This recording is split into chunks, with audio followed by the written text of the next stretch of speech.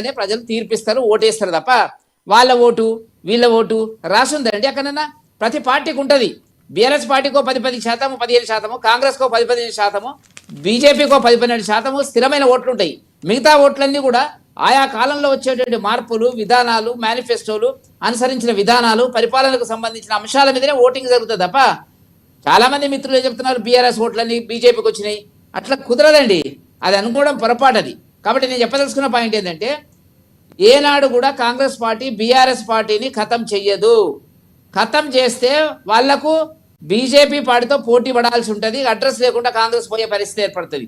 కాబట్టి దాన్ని బతికించుకోవాలనే ప్రయత్నం చేస్తున్నారు. కాంగ్రెస్ మీరు ఒక కొత్త వాదం తీసుకొస్తున్నారు, బతికించుకోవాలి.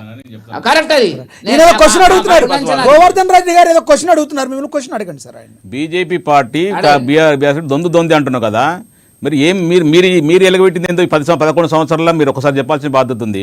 నల్లధనం తెస్తాని చెప్పారు, ఒక్కరన్నా నల్లధనం ₹1 వచ్చిందా? నెంబర్ 1. నెంబర్ 2, సంవత్సరం 2 కోట్ల ఉద్యోగాలు ఇస్తాని చెప్పారు. ఏ ఉద్యోగాన్ని ఇచ్చిర్రు?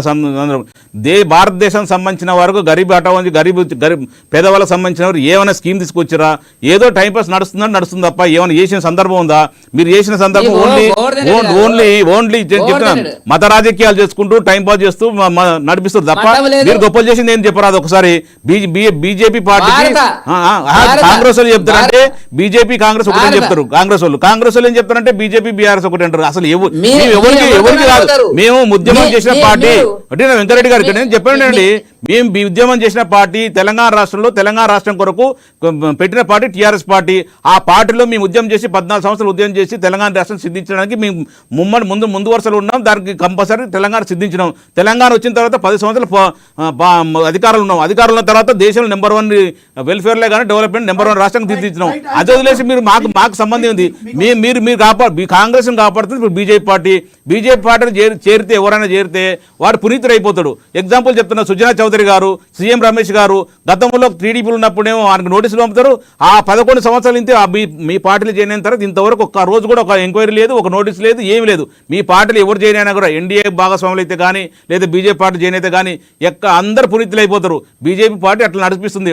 ఓన్లీ ఈడీని లేకపోతే ఐటీని లేకపోతే మన ఎంక్వైరీ సంస్థలు మొత్తం జేబులో పెట్టుకొని జేబు సంస్థలు తయారు చేసుకుంటుంది. ఏం లేదు. ఆయన టైం కదా, చెప్పండి. ఆయన తర్వాత మళ్ళీ మనతో ఇంకొకళ్ళు ఉన్నారు. గోవర్ధన్ రెడ్డి గారు మీరు నవ్వినా నమ్మినా నమ్మకపోయినా నేను చెప్తున్నా, మాకు చెప్తారు కదా మేము బీఆర్ఎస్ పార్టీ వాళ్ళు బీజేపీ సహకరించిందని చెప్పి, లేదా అదే పార్లమెంట్ ఎలక్షన్లో కాంగ్రెస్ వాళ్ళని చెప్తారు బీజేపీ సహకరించింది. మేము ఎవరిని సహకరించలేదు, మా ప్రయత్నం మేము చేసినాం.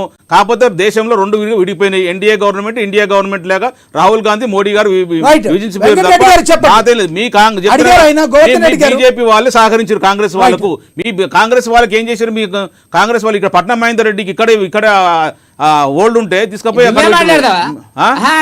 నువ్వే మాట్లాడతావు. గోవర్ధన్ రెడ్డి గారు నీ మీద గౌరవం నువ్వు ఇస్తే నాకు ఇక్కడ గౌరవం. మీరు పట్నం మీకు ఎందుకు సహకరించారు కాంగ్రెస్ వాళ్ళని చెప్తున్నా. పట్నం మహేందర్ రెడ్డి గారు చేవేళ్లలో ఉంటే తీసుకొచ్చి మల్కాజ్గిరిలో ఎందుకు వేసారు? మల్కాజ్గిరిలో ఎవరు పెడితే గెలుస్తారని చెప్తే అమ్మా తెలియలేదా? ఎక్కడ చేవేళ్లలో ఎవరు తీసుకొచ్చి పెట్టాలి, ఎవరిని పెట్టాలని తెలియదా? మీకు కాంగ్రెస్ పార్టీ మీకు సహకరించింది. మాకు పార్లమెంట్లో మీరు 2 పంచుకున్నారు కాబట్టి సరి 8 వచ్చినాయి. మమ్మల్ని ఇబ్బంది పెట్టారు తప్ప మీకేం నష్టం జరగలేడా? రైట్ వెంకటరెడ్డి గారు ప్లీజ్. ఇప్పుడు గోవర్ధన్ రెడ్డి గారికి టైం ఇస్తే మొత్తం ఆయన మాట్లాడలేండి. తర్వాత మధ్యాహ్నం వచ్చి ఆయన మాట్లాడకూడదు. ఆయన ఏం మాట్లాడతాడండి? అడ్డగోలుగా మాట్లాడతాడు. తెలంగాణ ఉద్యమం మీరు చేసిండ్రా? తెలుసు కేసీఆర్ జనసమితిలో కాదు. మీరు కోదండరామ్ గారు లేకపోతే మీకు అడ్రస్ లేదు.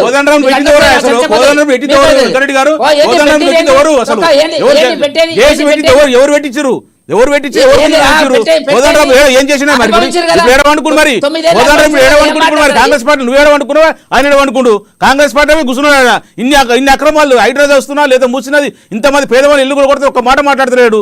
కోదండరాము ఎక్కడ పోయింది మరి? కోదండరాము ఆయన ఎమ్మెల్సీ పదవి ఏమైనా మొత్తం అన్ని నోరు పూసుకున్నాడు. ఇక మీరు మాట్లాడండి సార్, మీరు మాట్లాడండి.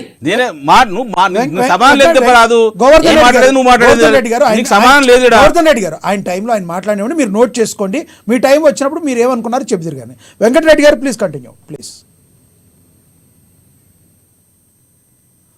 వెంకటరెడ్డి గారు మళ్ళీ వస్తారు. మళ్ళీ అక్కడ ఏదో సిగ్నల్ ప్రాబ్లం